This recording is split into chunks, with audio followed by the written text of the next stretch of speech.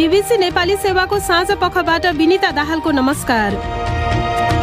आज कार्यक्रममा लक्षित जनसङ्ख्याको 47%लाई कोरोना भाइरस विरुद्ध पूर्ण मात्रा खोप दिइयो। बुस्टर डोजको तयारीबारे सरकारी अधिकारी भन्छन्। लक्षित जनसङ्ख्याको 50% भन्दा बढीलाई आवश्यक मात्रा खोप पुर्याउन सकिँदैन, तबसम्म बुस्टर दिन सकिँदैन। विगतमा संस्थापन पक्षको विरोधमा एक स्वर सुनिने नेताहरूले नै तपाईलाई किन सभापति बनाउन नचाहेका होलान्? प्रकाशमानजी पनि, विमलेनजी पनि, शेरबहादुरजी पनि, रामचन्द्रजी पनि, सबै जीहरूको कुरा गरे, चान्दजी पनि, शेखर जुनियर हो। हामी कसरी अटाउने भन्ने कुरा थियो। राजनीतिमा अटाउने कुरा हुँदैन। साप्ताहिक नेपाल सन्दर्भमा नेता शेखर कोइरालासँग कुराकानी र अन्तर्राष्ट्रिय प्रसङ्गमा दक्षिण अफ्रिकाका पूर्व राष्ट्रपति जेकोब जुमा फेरि जेल फर्किनुपर्ने अदालतको आदेश। तर सबभन्दा पहिला प्रमुख विश्व समाचार। शरद केसीबाट समाचार सुन्नुहोस्। जर्मन चान्सलर ओलफ सोल्सले जलवायु परिवर्तनसँग जुझ्न आफ्नो देशले ठूलो आर्थिक र औद्योगिक रूपान्तरणको सामना गर्ने बताएका छन्। जर्मनीको संसदलाई गरेको आफ्नो पहिलो सम्बोधनमा उनी बोल्दै थिए। बीबीसीका डेन एबरहार्ड भन्छन्, चान्सलर सोल्सले जर्मनीले सन् 2045 सम्ममा जलवायु सन्तुलनको प्रतिबद्धता जनाएको बताए र 2.5 शताब्दीदेखि सामाजिक समृद्धिको आधार रहेको जीवाश्म इन्धनबाट जर्मनीले छुटकारा लिने कुराको पुनर्पुष्टि गरे। उनले त्यसको निम्ति 23 वर्ष बाँकी रहेको बताए। उनको गठबन्धनले सन् 2030 सम्ममा कोइलाको प्रयोग अन्त्य गर्ने कामलाई गति दिने प्रतिबद्धता जनाएको छ। त्यसको सट्टा नवीकरणीय ऊर्जाको व्यापक वृद्धि गर्ने उसको योजना छ। युरोपेली आयोगले हरितगृह ग्यास उत्सर्जन कटौती र वायुमण्डलबाट कार्बन हटाउने नियमहरू निर्धारण गरेको छ। EUलाई सन् 2050 सम्ममा कार्बन न्युट्रल बनाउने, अर्थात् जति कार्बन डाइअक्साइड उत्सर्जन हुन्छ त्यति नै मात्रामा कार्बन डाइअक्साइड वातावरणबाट सोच्ने अवस्था बनाउने लक्ष्य प्राप्तिमा सहयोग पुर्याउने उक्त प्रस्तावको उद्देश्य छ, जसमा EUका तेल र ग्यास उत्पादकहरूले मिथेन उत्सर्जन र चुहावटको जाँच गर्नुपर्ने जस्ता शर्त छन्। तर अधिकांश EUमा खपत हुने इन्धनका ढुवानीकर्ताहरूको निम्ति त्यो नियम लागू हुने छैन। दक्षिण अफ्रिकाको उच्च अदालतले पूर्व राष्ट्रपति जेकोब जुमालाई फेरि जेल पठाउन आदेश दिएको छ। स्वास्थ्य अवस्थालाई आधार बनाउँदै उनलाई जेलमुक्त गर्ने निर्णय अदालतले रद्द गरिदिएको हो। जुमा 2 महिनाभन्दा पनि कम समयभित्रै सेप्टेम्बर महिनामा जेलबाट रिहा गरिएका थिए, जबकि उनलाई 15 महिनाको जेल सजाय दिइएको थियो। आफ्नो कार्यकालमा भएको सरकारी भ्रष्टाचार सम्बन्धी अनुसन्धान गरिरहेको एउटा आयोगलाई प्रमाणहरू दिन अस्वीकार गरेको आरोपमा उनलाई जेल सजाय दिइएको हो। उनले जेल बाहिर बिताएको समय सजायमा नजोडिने अदालतको ठहर छ। अदालतले न उनी मानसिक रूपमा बिरामी परेको न शारीरिक रूपमा अशक्त रहेको भन्दै जेल बाहिर रहने निर्णय पुष्टि हुन नसक्ने निचोड सुनाएको हो। जुमाका समर्थकहरूले पूर्व राष्ट्रपतिलाई फेरि जेलमा पठाउने कुनै पनि प्रयासलाई अवरुद्ध पार्ने चेतावनी दिएका छन्। तपाईँ बीबीसी नेपाली सेवाको साँझ पख सुनिरहनु भएको छ। म्यानमार स्थित अधिकारवादी संस्थाहरूले गत हप्ताको मौन प्रदर्शनबाट सैनिक शासकहरूले पक्राउ गरेका बर्मेली फोटोग्राफरको थुनामा मृत्यु भएको जनाएका छन्। सोनाइङले म्यानमारको सबैभन्दा ठूलो शहरमा भएको हडतालको फोटो कैद गर्ने प्रयास गरिरहेका बेला उनलाई गिरफ्तार गरिएको थियो। बीबीसीकी सिलिया ह्याटन भन्छन्, म्यानमारमा फेब्रुअरीमा भएको सैनिक कु अघि उनले स्वतन्त्र ग्राफिक डिजाइनरको काम गर्थे। सैनिकले शक्ति हत्याएपछि भने उनी नागरिक पत्रकार बने। सोनाइङका साथी र नातेदारहरूले स्थानीय समाचार माध्यमहरूलाई सोधपुछका क्रममा उनको मृत्यु भएको विश्वास आफूहरूले गरेको बताएका छन्। सैनिक कुयता 1300 भन्दा धेरै नागरिकहरू मारिएको निगरानी समूहहरूको भनाइ छ। सैनिक शासकहरूले सोनाइङको मृत्युको पुष्टि गरेका छैनन्। हङकङमा एउटा गगनचुम्बी भवनमा आगो लाग्दा 100 भन्दा बढी मानिस फसिरहेका छन्। किनमेल क्षेत्र खजुएबे स्थित वर्ल्ड ट्रेड सेन्टरको 38औं तल्लामा आगलागी हुँदा कम्तीमा 80 जना घाइते भएका छन्। अग्नि नियन्त्रकहरू आगो निभाउनका लागि प्रयासरत छन् भने भवनभित्र रहेका मानिसहरूसम्म पुग्न विशेष खालको भर्याङको व्यवस्था गरिएको छ। पुनर्निर्माण भइरहेको उक्त भवनमा किनमेल केन्द्र, रेस्टुरेन्ट र कार्यालयहरू छन्। हङकङ प्रहरीले उक्त भवनको मेसिन राख्ने कोठामा आगो लागेको र त्यसको ज्वाला माथितिर गएको जनाएको छ। र भारतीय सशस्त्र फौजहरूका प्रमुखको मृत्यु भएको एउटा हेलिकप्टर दुर्घटनाका एकमात्र जीवितको उपचारका क्रममा मृत्यु भएको छ। भारतीय वायुसेनाले ग्रुप क्याप्टेन वरुण सिंहको मृत्यु भएको घोषणा गर्दा आफू निकै दुखी भएको जनाएको छ। गम्भीर रूपमा जलेका उनको बेङ्गलोर स्थित सैनिक अस्पतालमा उपचार भइरहेको थियो। हेलिकप्टर दुर्घटनामा जनरल बिपिन रावत, उनकी पत्नी र अन्य 11 जनाको मृत्यु भएको थियो। यो बीबीसी नेपाली सेवा हो।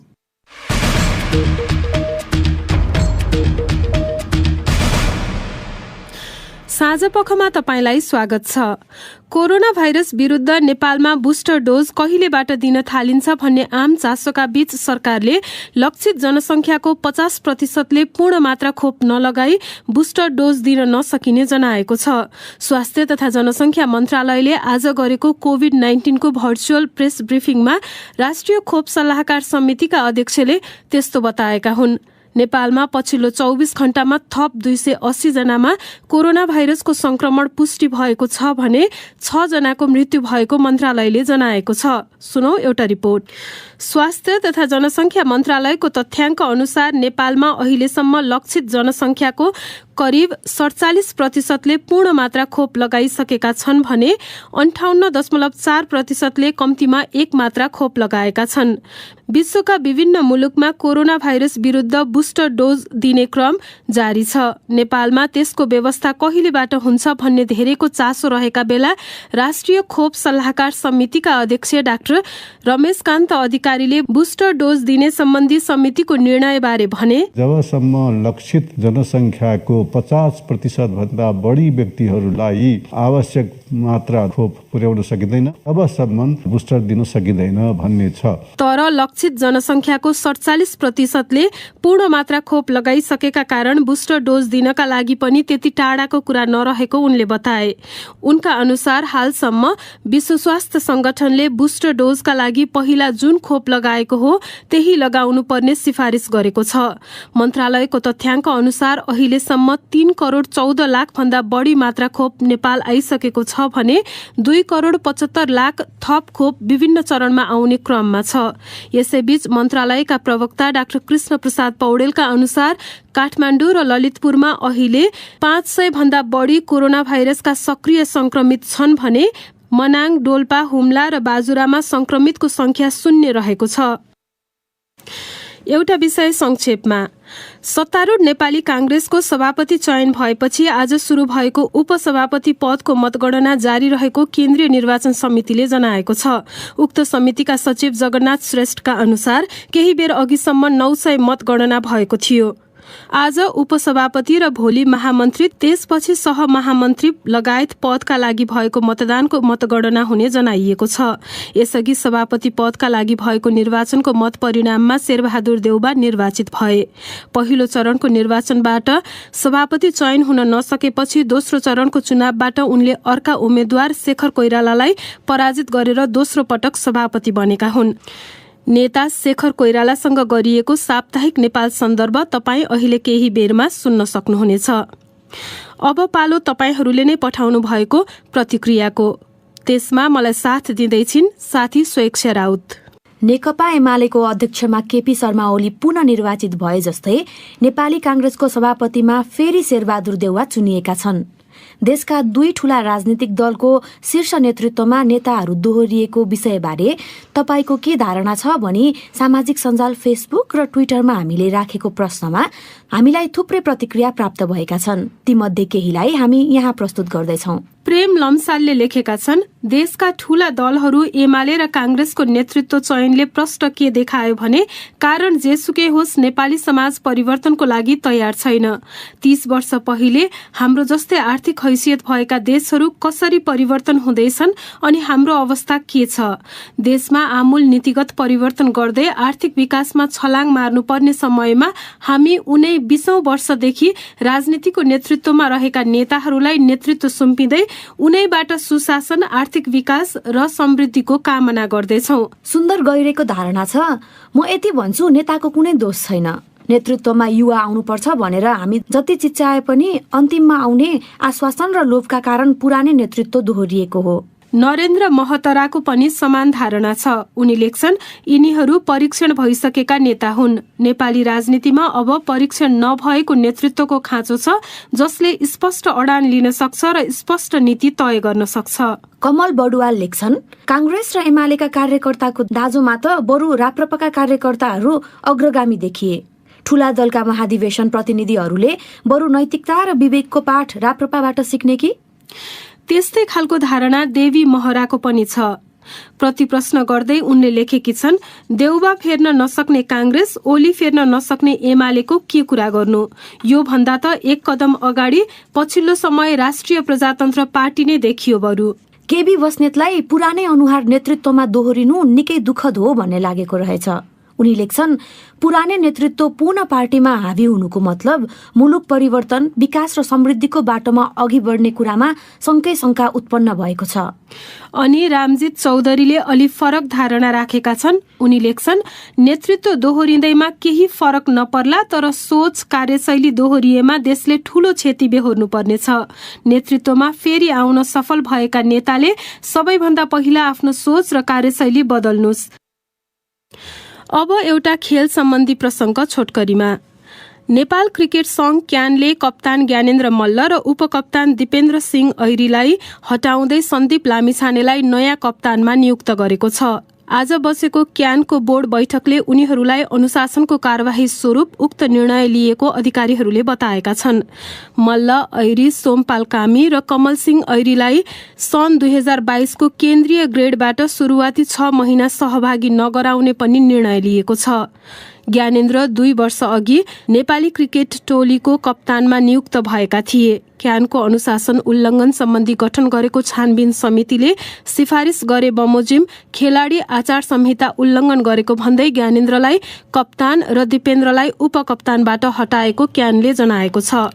अर्को विषय, अस्ट्रेलियाले आजदेखि अन्तर्राष्ट्रिय विद्यार्थीका लागि सीमा खुला गरेसँगै भिसा पाएर पनि अस्ट्रेलिया जान नपाएका थुप्रै नेपाली विद्यार्थी उत्साही भएको शैक्षिक परामर्शदाताहरूले बताएका छन्। कोरोना भाइरसको संक्रमण सन् 2020 मा विश्वव्यापी फैलिएपछि नियन्त्रणका लागि अस्ट्रेलियाले सीमा ठप्प पार्दा त्यसको मर्कामा थुप्रै नेपाली विद्यार्थी पनि परेका थिए। घुमफिर लगायत अन्य प्रयोजनका लागि अस्ट्रेलिया जानेहरूभन्दा उच्च शिक्षा आर्जनका लागि जाने विद्यार्थीहरूको संख्या निकै बढी छ। सुनौ स्वेच्छा राउतको यो रिपोर्ट। झण्डै 2 वर्षदेखि ठप्प अस्ट्रेलियाको सीमा यसअघि डिसेम्बर 1 तारिकदेखि खुला गरिने बताइएको थियो। तर विश्वका विभिन्न देशमा कोरोना भाइरसको नयाँ भेरिएन्ट ओमिक्रोन पुष्टि भयो। नयाँ भेरिएन्ट फैलने जोखिम न्यून गर्न त्यहाँको सरकारले सीमा खोल्ने निर्णय पुनः स्थगन गर्यो, जसका कारण हतार हवाई यात्राका लागि टिकट खरिद गरेका विद्यार्थीहरू फेरि अन्योलमा परे। विद्यार्थीसँगै कन्सल्टेन्सी र ट्राभल कम्पनी सञ्चालकहरू पनि मारमा परे। उक्त अन्योल चिर्दै गत साता बुधबार अस्ट्रेलियाली प्रधानमन्त्री स्कट मोरिसनले फेसबुक स्ट्याटस लेख्दै डिसेम्बर 15 तारिक अर्थात् आजदेखि अन्तर्राष्ट्रिय विद्यार्थी जनशक्ति लगायतका लागि सीमा खुला गर्ने जानकारी दिए। प्रमुख स्वास्थ्य कर्मीहरूसँगको सल्लाहमा दुवै मात्रा खोप लगाएकाहरूलाई प्रवेश गर्न दिइने उल्लेख गरिएको छ। तर त्यसले आफू त्यति ढुक्क हुन नसकेको नेपाली विद्यार्थी राजेश चौलागाई बताउँछन्। बोर्डरै खुल्यो भनेर पुष्टि गरे पनि कोरोना त संक्रमण दर अहिले एकदम बढ्ने क्रम छ। कोरोना बढ्न थाल्यो भने फेरि पनि बन्द हुने चान्सेस छ नि त। त्यसैले चाहिँ टिकट अलिकति हतारले गर्नुभन्दा पनि केही सोचेर 2-4 वटा फ्लाइट गएपछि के हुन्छ, रिजल्ट आएपछि चाहिँ टिकट गरौँ भन्ने सोच्यो। उनले डिसेम्बर 1 मा टिकट काटेकाहरूले यात्रा रोकिएपछि पैसा फिर्ता लिन भोगेको झमेला नजिकबाट देखेका छन्। शैक्षिक परामर्श केन्द्रहरूको संगठन एजुकेशनल कन्सल्टेन्सी एसोसिएसन नेपालका अध्यक्ष प्रकाश पाण्डे भिसा लागेका विद्यार्थीहरूले तत्काल यात्रा तय गर्नु उचित देख्छन्। उनी भन्छन्, विशेष गरी अस्ट्रेलिया पढ्न जान चाहने विद्यार्थीहरूलाई पनि छुट्टी विद्यार्थीहरू जान पाए भने होइन, अब जान पाइन्छ। अब हामी कोभिड भन्दा बाहिर कोभिड सँगसँगै बाँच्ने र कोभिडलाई म्यानेज गरेर बाँच्ने र अब हाम्रो पुरानो जीवनशैलीमा फेरि फर्किन सक्छौँ भन्ने पोजिटिभ मेसेज जान्छ। उनका अनुसार सन् 2020 को मार्च महिनादेखि हालसम्म करिब 4000 नेपाली विद्यार्थी भिसा पाएर पनि नेपालमै छन्। ती विद्यार्थीसँगै अभिभावक समेत आर्थिक एवं मानसिक दबावमा परेको उनी बताउँछन्। सन् 2018 र 2019 मा प्रत्येक वर्ष करिब 15500 नेपाली विद्यार्थी अस्ट्रेलिया गएको उनको दावी छ। स्वेच्छा राउत, बीबीसी काठमाडौँ। तपाईँ बीबीसी नेपाली सेवाको साँझ पख सुनिरहनु भएको छ। अब एउटा देश बाहिरको खबर। दक्षिण अफ्रिकाको एउटा अदालतले देशका पूर्व राष्ट्रपति जेकोब जुमा फेरि जेल फर्किनुपर्ने आदेश सुनाएको छ। उनी स्वास्थ्य अवस्थालाई आधार बनाउँदै बाहिर थिए। अदालतले त्यो कानून सम्मत नभएको बताएको छ। बीबीसीका विवरणहरूमा आधारित रिपोर्ट शरद केसीबाट। अदालतले उनले जेल बाहिर बिताएको समय 15 महिने कारावासको सजायमा नजोडिने निर्णय दिएको छ। जुमा सेप्टेम्बर 5 तारिकमा नखुलाइएको स्वास्थ्य कारण भन्दै रिहा गरिएका थिए। आफ्नो राष्ट्रपतीय कार्यकालमा भ्रष्टाचार बारेको छानबिनमा उपस्थित नभएकोमा उनी जेल चलान गरिएका थिए। 79 वर्षीय जुमाले गत जुलाई महिनामा प्रहरी समक्ष आत्मसमर्पण गरेका थिए। उनले छानबिन समिति समक्ष एकपटक मात्र बयान दिएका थिए।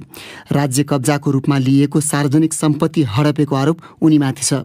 उनको कार्यकालमा व्यापारीहरूले राजनीतिज्ञहरूलाई प्रभावित तुल्याउन षड्यन्त्र गरेको आरोप छ। जुमाले भने आफू राजनीतिक षड्यन्त्रको शिकार भएको बारम्बार बताउने गरेका छन्। पूर्व राष्ट्रपतिको अप्रत्याशित मानिएको जेल चलानपछि हिंसात्मक प्रदर्शनहरू र लुटपाट मचिएको थियो। त्यसक्रममा 300 जनाभन्दा धेरैको मृत्यु भएको थियो र तीमध्ये अधिकांश जुमाको बलियो पकड रहेको प्रान्तमा भएका प्रदर्शनका क्रममा मारिएका थिए। जेल अधिकारीहरूले मेडिकल रिपोर्टका कारण उनलाई छाड्न बाध्य भएको बताएका छन्, तर उनलाई के स्वास्थ्य समस्या छ भन्ने सार्वजनिक गरिएको छैन। दक्षिण अफ्रिकाको मुख्य विपक्षी दल डेमोक्रेटिक अलायन्सले उनको रिहाई पूर्ण रूपमा गैर कानुनी भएको र जेल सम्बन्धी नियमहरूको उपहास गरिएको बताएको छ। जुमाले अदालतको आदेश विरुद्ध पुनरावेदन गर्ने ठानिएको छ। बीबीसी विवरणमा आधारित त्यो रिपोर्ट प्रस्तुत गर्दै थिए शरद केसी। आज बुधबार। अब प्रस्तुत छ साप्ताहिक नेपाल सन्दर्भ।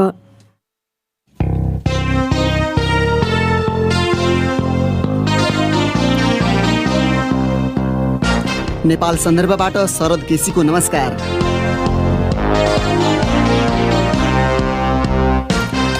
सत्तारूढ नेपाली काङ्ग्रेसको यसपटकको महाधिवेशनबाट शेरबहादुर देउवालाई फेरि सभापति बन्न नदिनेमा संस्थापन इतर खेमाका नेताहरू बारम्बार एकस्वर सुनिन्थे, तर अन्तिममा उक्त खेमा छिन्न भिन्न हुँदा काङ्ग्रेसको नेतृत्व पुनः देउवाको हातमा पुगेको छ।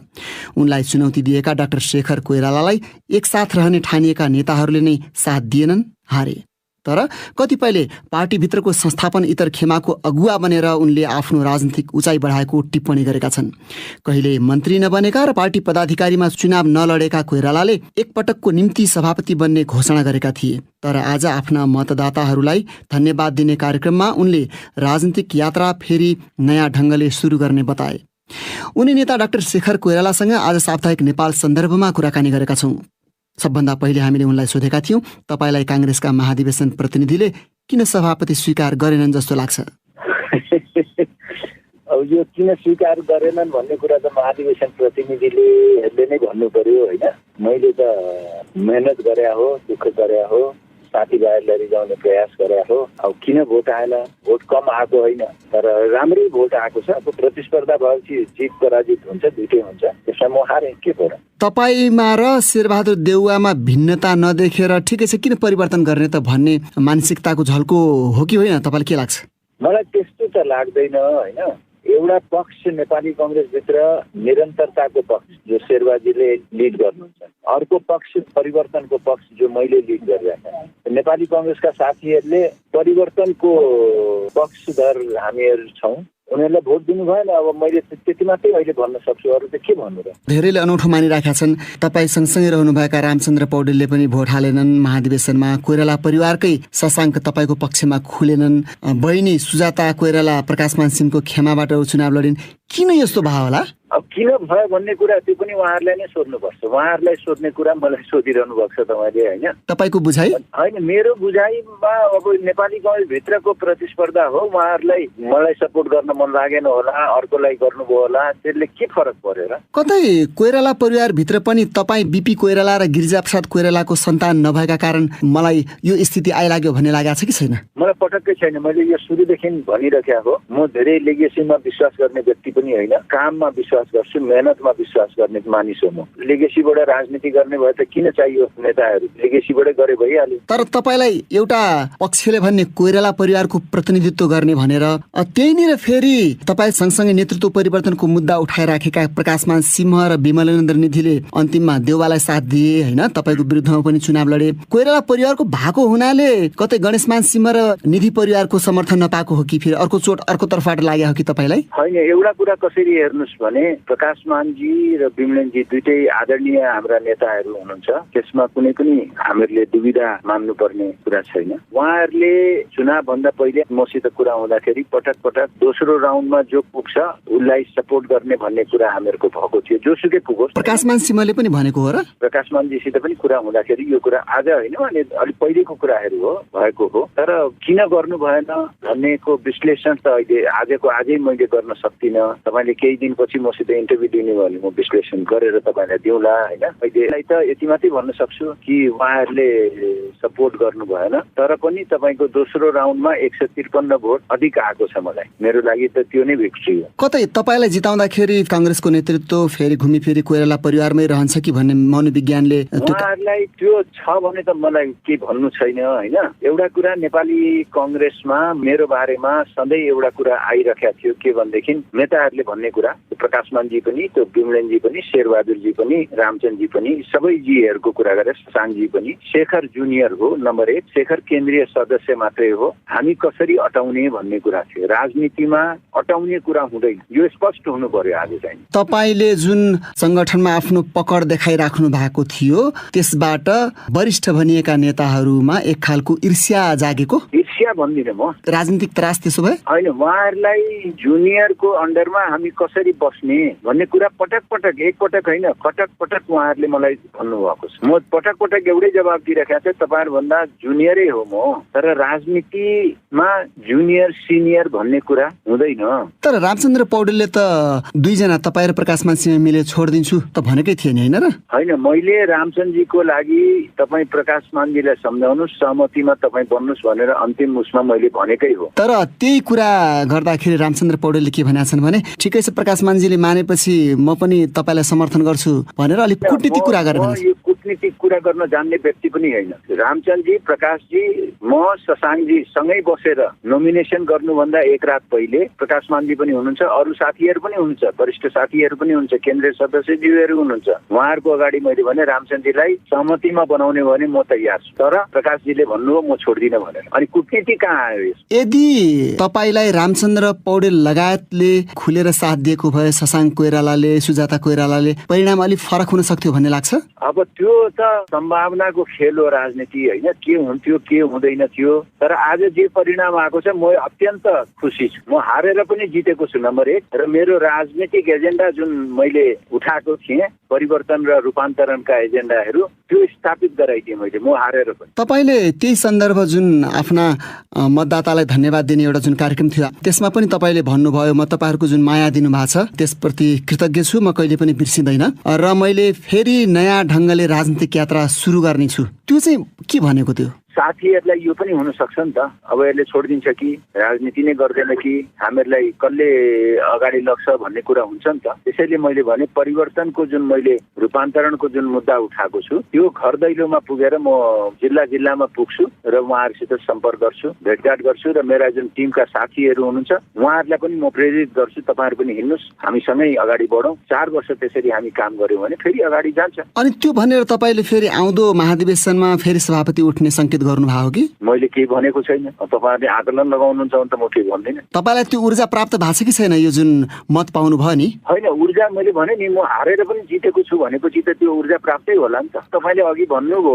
सबै कसैले सहयोग गर्नु भएन भनेर भन्नुभयो नि। हो त्यसैले तपाईँका नजिकमा भएका नेताहरूले पनि सहयोग नगर्दै जुन मत आयो तपाईँको पक्षमा त्यसले तपाईँलाई फेरि म अर्को महाधिवेशनमा सभापति बन्छु भन्ने आशा जागा छ कि छैन? होइन त्यो कुरा अहिले मैले सोचे पनि छैन। तर तपाईँले एकपटक मात्र सभापति बन्छु भनेर चुनाव लड्नु भएको थियो भनेपछि यो तपाईँको अन्तिम महाधिवेशन होइन? होइन नेपाली कांग्रेस त मैले कसरी छोड्न सक्छु र? अरू नेताहरूले जस्तै तपाईँले पनि आगामी महाधिवेशनमा दाबी गर्नुभयो भने युवाहरूले फेरि तपाईँलाई साथ नदेलान् नि भन्ने आकलन गरिरहेका छन्। होइन मैले त पहिले नै बोलेको छु नि त 15औं महाधिवेशन युवाहरूको महाधिवेशन भनेर। भनेपछि तपाईँ नलड्ने चुनाव? अब तपाईँ किन मलाई प्रेसर दिइरहनु भएको छ यो कुरा? तपाईँ मैले पनि के भन्दैछु भने सधैँ पटक पटक भनिरहेको भनिरहेका छु। 15औं महाधिवेशन युवाहरूको महाधिवेशन। युवाको महाधिवेशन भनेको युवा त पदाधिकारीहरूमा आउन सक्छन् नि त, सभापतिको नेतृत्व त पदाधिकारी त यसै पटक आउँछन् युवा। अनि 15औं महाधिवेशन सभापति नै युवा बन्ने हो भन्न सक्नुहुन्छ? उहाँहरूको चाहना छ, इच्छा छ, मेहनत छ भने किन भन्न नसक्नु? सकिन्छ। रामचन्द्र पौडेलले तपाईँहरूको खेमाको संस्थापन इतर खेमाको नेतृत्व गर्दै आएका थिए। त्यत्रो वरिष्ठ नेताले महाधिवेशनमा भोटै नहाल्नुलाई तपाईँले कसरी हेर्नु भएको छ? अब त्यो रामचन्द्रजीले बुझ्नुपर्ने कुरा हो, मैले भनिरहनु पर्ने आवश्यकता छैन। तपाईँलाई आजकै यो कार्यक्रममा, यो धन्यवाद दिने कार्यक्रममा तपाईँले विचार समूहको प्रतिनिधित्व मात्र गरेको भनेर बलबहादुर केसीले सामूहिक नेतृत्वको अवधारणा बिर्सिएमा आफूहरूको समेत भविष्य हुन्न भने त्यसैमा स्वर मिलाए अर्जुन नरसिंह केसीले। कतै तपाईँको यो महाधिवेशनबाट जुन उचाइ हवात्त बढेको जस्तो कतिपयले ठानेका छन्, त्यसप्रतिको अलिकति जलन ईर्ष्या तपाईँकै खेमाभित्रबाट पनि देखा पर्न थालेको छ भन्ने लाग्दैन? होइन, एउटा कुरा तपाईँहरूले बुझ्नु पर्यो के भने नेपाली कांग्रेस वास्तवमा कम्युनिस्ट पार्टी त होइन। हामीहरू सामूहिक नेतृत्वमै हिँडिरहेका छौँ त पहिलेदेखि नै, आजदेखि हिँडिरहेका होइन नि त। त्यसैलाई इङ्गित गर्नुभएको हो अर्जुनजी र बलबहादुरजीले। अब तपाईँको नेतृत्वमा संस्थापन इतर खेमाको भूमिका चाहिँ के हुन्छ आगामी दिनमा शेरबहादुर देउवाको नेतृत्वको कांग्रेस अगाडि बढ्दै गर्दा? हेर्नुहोस्, यो 5.5 वर्षमा सभापतिजी र उहाँको पदाधिकारीहरूले गैर जिम्मेवार तरिकाले बेथिति हिसाबले जसरी पार्टी चलाउनु भयो 5.5 वर्ष, त्यसले गर्दा पार्टी कमजोर भएको मैले महसुस गरेँ। दोस्रो कुरा, उहाँको सफलताको कामना पनि गर्छु यो 4 वर्ष कार्यकाल। हामी 4 वर्षभन्दा 1 दिन पनि बढ्न दिँदैनौँ। 2, तेस्रो कुरा, विधि सम्मत हिँड्नु पर्यो, विधान सम्मत हिँड्नु पर्यो। नेपाली कांग्रेसमा अहिले कमजोरी के छ भने नेतृत्वले पार्टीमा बिग्रियो भने जिम्मेवारी नेतृत्वले लिनुहुन्न। त्यही कुरामा निर्वाचनमा हामी पराजित भयौँ, उहाँले जिम्मेवारीबाट पन्छिनु भयो। त्यो त गिरिजाप्रसाद कोइरालाको नेतृत्वमा भएको चुनाव पनि त कांग्रेसले हारेको थियो नि। नेतृत्वको जवाबदेहिता हुन्छ, निर्णयहरू गर्ने पारदर्शिताले को अहिलेसम्म 5.5 वर्षमा गुमायौँ भन्छु। पारदर्शिता छैन, जथाभावी उहाँहरूले निर्णय गर्नुहुन्छ र त्यो निर्णयमा हामीहरूले ल्याप्चे लगाउनु पर्ने आवश्यकता छ, किनभने बहुमत उहाँसित छ। तेस्रो कुरा, पार्टी उत्तरदायी हुन्छ जनताप्रति, त्यो पनि देखिरहेका छैन अहिले। यो व्यतिथिहरूलाई 4 वर्षको शेरबाजीको कार्यकाल पक्कै पनि सफल हुनेछ भन्ने विश्वास लिएको छु। अगर त्यस्तै व्यतिथि उहाँले चलाउन थाल्नुभयो भने हामी चुप लागेर बस्दैन। तपाईहरूले यो महाधिवेशनमा देउवाले त्यस्तो कामहरू गरेको हुनाले नेतृत्व परिवर्तनको जुन कुरा गर्नुभयो, तर्क गर्नुभयो, पार्टी नीति प्रणाली र पद्धति बसालेपछि नै त्यसले नेता बनाउने हो, नेताले त्यही अनुसार अगाडि बढ्ने हो, पार्टीलाई त्यसरी अगाडि बढाउने हो। नीति प्रणाली पद्धति सुधार्ने कि व्यक्तिमा त्यो चमत्कार खोज्ने? होइन, त्यो नीति प्रणाली कसले लागू गर्ने? व्यक्तिले लागू गर्ने नि, अन्तिम उ त व्यक्ति नै हुन्छ। तर सर्वेसर्वा त सभापति मात्रै होइन, पदाधिकारीहरू पनि बनाउने अथवा सिङ्गो पार्टीलाई नै जिम्मेवार बनाउने प्रणाली बसाइ भन्दैछु त। सभापति लगायत पदाधिकारीहरू जिम्मेवार बन्नु पर्यो नि त। जुन पार्टी आफ्नो क्रियाकलाप पार्टी अफिसमा गर्न सक्नुहुन्न, कस्तो पार्टी चलाइरहनु भएको होला सोच्नुहोस् त। त्यसो भए त एउटा प्रश्न गर्न मिल्छ नि, तपाईँ हुन त तपाईँ पनि केन्द्रीय सदस्य त हुनुहुन्थ्यो, तर तपाईँले सदस्य मात्रै हो, म केन्द्रीय सदस्य मात्रै हो, हामीहरू लेक्चर लगाउने मान्छे मात्रै हो। तर तपाईँ सँगसँगै सहकार्य गर्न खोजिरहेका रामचन्द्र पौडेल, शशाङ्क कोइराला, प्रकाशमान सिंह, विमलेन्द्र निधि त पटक पटक पदाधिकारी भएका व्यक्ति हुन् नि। हो त, त्यसै होइन, उहाँहरू जिम्मेवार हुनुहुन्छ त। म कहाँ भन्दैछु उहाँहरू जिम्मेवार हुनुहुन्न? शशाङ्क कोइराला पनि त्यतिकै जिम्मेवार हो, रामचन्द्रजी पनि त्यतिकै जिम्मेवार। अन्तिममा डाक्टर कोइराला, तपाईँहरूले कांग्रेस र देश बनाउन नसक्ने भनेर आरोप लगाएको देउवाको नेतृत्वमा गएको कांग्रेसलाई जनताले आउँदा चुनावमा किन भोट दिएन? त्यसो भए त्यो त अब महाधिवेशन प्रतिनिधिहरूलाई सोध्नु पर्यो नि त। उहाँहरूले भोट दिएर जिताउनु भएको छ, त्यसमा मेरो के गल्ती? अब शेरबाजीले कुनै पनि गल्ती गर्नुभयो भने, कमजोरी पार्टीभित्र देखाउनु भयो भने महाधिवेशन प्रतिनिधिहरू जसले उहाँलाई जिताउनु भएको छ उहाँहरू दोषी हुन्। अनि कांग्रेसको महाधिवेशनको सन्दर्भलाई लिएर दक्षिणी छिमेकी भारतको चासो र सरोकार र कतिपयकै शब्दमा भने चलखेल पनि आशंका गरे, लक्काटे, चर्चा गरे। तपाईँलाई त्यस्तो लाग्छ? खै, मलाई चाहिँ त्यस्तो लाग्दैन। चासो हुनु चाहिने स्वाभाविक हो, किनभने एउटा सबभन्दा पुरानो र सबभन्दा ठुलो पार्टी नेपाली कांग्रेसको अधिवेशन, त्यसमा चासो देखाउनु दक्षिण मात्रै होइन, उत्तरले पनि चासो देखाउनु जरुरी छ, देखाएको होला। उम्मेदवार हराउने र जिताउने समीकरण बनाउने मलाई लाग्दैन, मलाई त्यो विश्वास छैन। तपाईहरुको यो संस्थापन इतर खेमाको नेता तपाईँ कि रामचन्द्र पौडेल? रामचन्द्रजी हामी सबैको अभिभावक हो होइन, मैले मान्ने नेता पनि हो उहाँ, त्यसकारण उहाँलाई त्यसरी तपाईहरुले भन्दाखेरि त्यो मलाई नराम्रो फिल हुन्छ। भनेको उहाँ अब मानार्थ नेता मात्रै होइन, नेतै हो नि। मानार्थ किन हो? नेतै हो नि, अभिभावक हो, नेता हो, हामीलाई गाइड गर्नुहुन्छ, सम्मानित व्यक्ति हो, त्यसमा के हो सर? उनी थिए नेपाली कांग्रेसको सभापतिमा पराजित नेता डाक्टर शेखर कोइराला। हवस् त, आजका लागि नेपाल सन्दर्भ यति नै। र नेपाल सन्दर्भ प्रस्तुत गर्दै थिए शरद केसी। नेता शेखर कोइरालासँगको अन्तर्वार्ता तपाईँलाई कस्तो लाग्यो? कृपया लेखी पठाउनुहोला।